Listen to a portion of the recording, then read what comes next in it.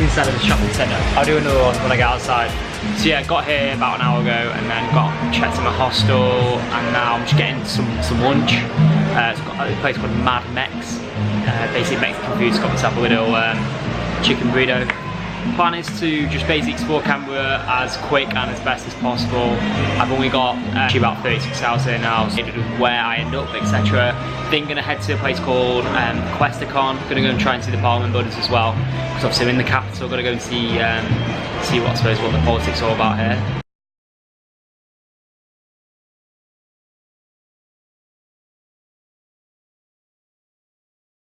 Okay, what's going on, people? So it's a final day here in Canberra. I'm gonna be honest, I'm finding it's a bit boring, if I'm honest. I knew it wasn't gonna be as sort of exciting as Sydney, Melbourne, etc., Brisbane, or whatever. But I think as well that it's just there's not a great deal to do. I've done the main bits. I'm probably gonna go for gym sessions there in Mount Ainslie, I think it's called. So yeah, gonna try and make something out of it. I think as well that there's only one real hostel in Canberra, Amsterdam, which is called Canberra City YHA, and it's really quiet, really quiet. And I think a lot of the people here are staying for quite a long time. Like when I travel, I prefer party hostels. You get to meet more people tend to be more social, etc. Whereas this one, there's not many people knocking about. My room, they've been gone since I literally haven't seen them. So yeah, thoughts on Canberra, not a great deal to do. You only really need to spend maybe 2 days here max, and I think you should get most of everything that you want to seen. Yeah, like I said, today I'm gonna head to the gym, gonna put down a full body but focused, maybe a tiny bit more on legs. I haven't trained them yet. I'm a week into the trip, so yeah, let's just get it done, and then we'll go and climb that mountain. So I'll catch you guys in a bit. Okay, what's going on, people? So really good session out of Fitness First in Canberra CBD.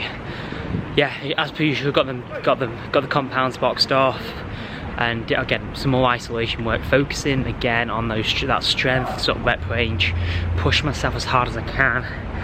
Again, the aim isn't keep repeating myself like every vlog when I go to the gym or whatever, but it's the same consistent message. We're trying to just basically avoid losing gains, work hard, get a sweat on, and yeah, prevent regression. That's all it is.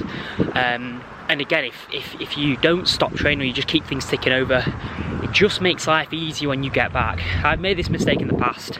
I've made the mistake where I've gone maybe 2-3 weeks without training, and the first session back first session or first week is very tricky.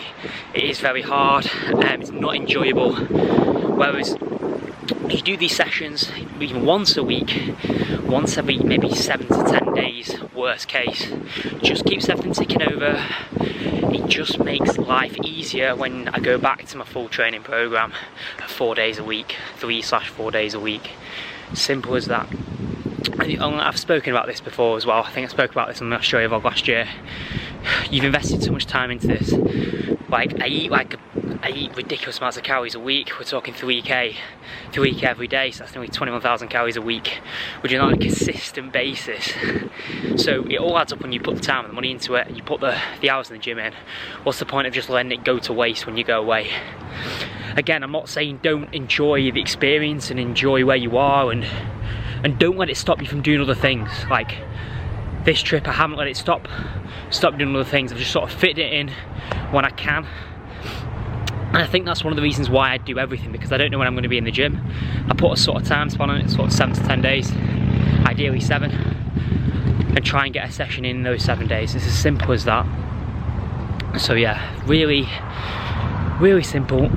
And again, little pump just helps in your way, keeps things in check, keeps me relatively lean. Again, I think I've said to you guys that I want to keep relatively lean up to Whitsundays, and then Whitsundays I'm going to try and get myself into that surplus again to prevent regression, to maintain muscle mass, etc. Because it's harder to, it's a hell of a lot harder to gain muscle mass than it is to lose it. It's so, you can lose muscle mass easy. If I just simply went like I can't be arsed and just went full fuck it mode and just like didn't keep in check with like having a relatively 3 decent pro meals a day, don't train, that over a certain amount of time that's going to add up. So just get the basics done, keep things simple, keep things ticking over. Don't have to be lifting like PBs on travelling trips. It's just to make life easier for when you get back, and not to waste the time you've put in. It's as simple as that. Thing as well, I just want to speak the downside of this as well. Like, I'll be honest, I sometimes probably, when I'm doing these 1 session a week, I'm trying to fit a full body session in, I probably push myself too hard. I come out and I feel really, really knackered and tired, whatever. So that's again something I need to work on, making sure I just get it right. But I know why. It's because I don't know when that next session is going to come in. So I push myself really hard, try to get a lot done, all body parts, both compounds and the isolation work. And again, maybe I push myself a tiny bit too hard. But again, it's difficult. It is difficult because you don't know when that session is going to come next. So you just want to get everything ticked off, so you can say I've done it for that once a week or whatever. So it's something I do need to work on. It's just about as being self-disciplined to get in sort of once a week. It's also being self-disciplined enough to not overdo it. You've got to remember, I'm not training every day. Diet's up and down, if not down, and it's something to be mindful of. But again, it's a learning curve. It's something that I'll probably keep making the mistake. It's just who I am. But something to you guys to be mindful of. If you don't do your best, but you don't want to kill yourself because you want to enjoy the rest of your holiday, and obviously not end up in like a hospital due to exhaustion or something ridiculous. So something to bear in mind. Okay, so like I said, gym session done. Now we're going to go climb that mountain. It's called Mount Ainsley, I believe it's called. So yeah, we're going to climb that. It's going to probably take about an hour, just over an hour maybe, I think. So like it is, I'll see you guys at the top for some sick views. See you in a bit. Very sweaty. About a 45-minute walk. About 45-minute walk. Got some sick views.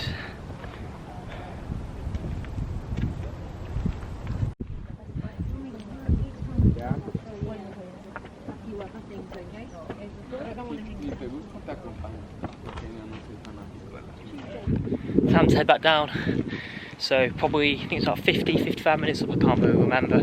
So it should be a bit quicker getting down, and then we will head back, get a bit of dinner, and then I need to actually do a wash, traveller life.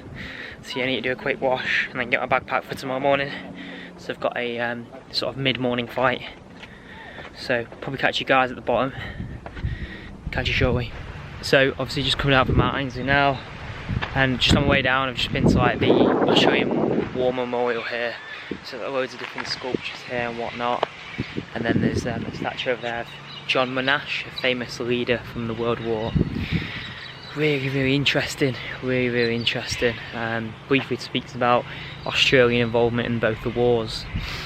And then, so that was very interesting. And now, just over there, got some kangaroos. I don't know why you can see that. No idea why you can see that. Yeah, some kangaroos over there. Didn't anticipate seeing them over here, if I'm being honest. So yeah. It's mad, I didn't anticipate seeing them in like a middle of a park in Australia, I'll be bluntly honest with you. So that is very cool. Oh look, there's some more over there as well. Look at that. I genuinely thought there were more seen in the wild, but yeah, very cool. Look how close I am. So cool being so close to them. Really cool. So apparently I was just speaking to the guy, one of the security guys, and basically all the kangaroos up in the mountain, the whole Mount Ainsley up there, and yeah, they're up in Mount Ainsley over there. And basically because of the drought and stuff, and because there's not a lot, oh my god, sorry, kangaroo almost just got hit by a car. Because there's so much drought up there, all the kangaroos are coming down, sort of into this bit, which is like the memorial site.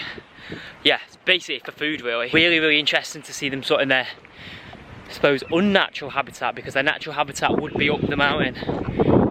But yeah, really interesting. Not something I anticipated seeing, almost like so close to the capital of Canberra, or the centre of Canberra, and which is like a 10-minute walk, if that, a kilometre if that.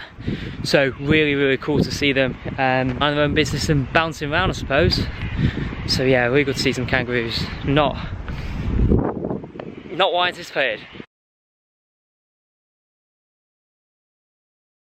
Okay, what's going on people? So, time in Canberra is done. I'm at Canberra Airport now.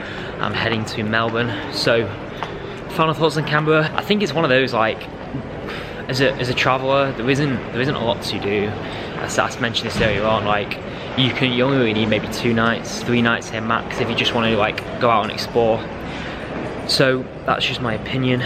But saying that, I'm glad I've sort of ticked it off. I think that if I'd not been to the capital, then it might have been something that I would have thought about wanting to do in the future anyway. So I'm glad I did it. No, for me, I think Canberra's, it's got a lot of potential in my opinion. I think that it's still, to me, from what I can see and what's going on, it's somewhere that can really become something big, I think. And obviously it's the capital, obviously they have the parliament here and stuff and whatever.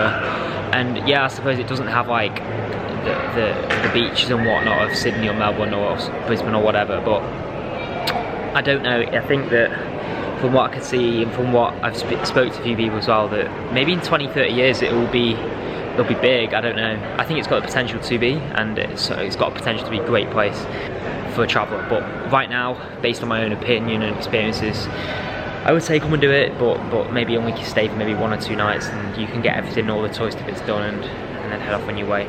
You should stuff, please like, comment, subscribe and share. Next scenes will be in Melbourne. So big sort of 6-7 days in Melbourne, Australia Day weekend, maybe go to the Australian Open, maybe go to a Big Bash cricket game. So it's going to be busy, it's going to be packed, it's going to be exciting, it's going to be a lot of content in a bit.